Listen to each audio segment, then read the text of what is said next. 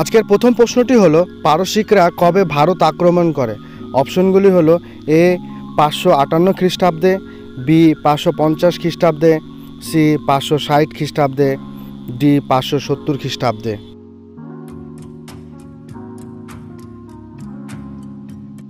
উত্তরটি হলো এ 558 খ্রিস্টাব্দে।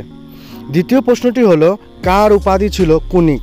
অপশনগুলি হলো A Ajatashatru, B Bimbisara, C Ashoka, D Kanishka. উত্তরটি হলো এ অজাতশত্রু। তৃতীয় প্রশ্নটি হলো অশোক কবে সিংহাসনে বসেন। অপশনগুলি হলো এ 270 খ্রিস্টাব্দে, বি 271 খ্রিস্টাব্দে, সি 272 খ্রিস্টাব্দে, ডি 273 খ্রিস্টাব্দে।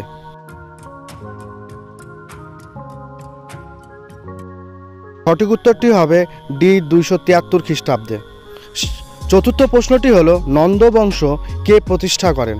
অপশনগুলি হলো A Mahapadmananda, B Dhanananda, C Devananda, D Shrinanda. উত্তরটি হবে এ মহাপদ্মনন্দ।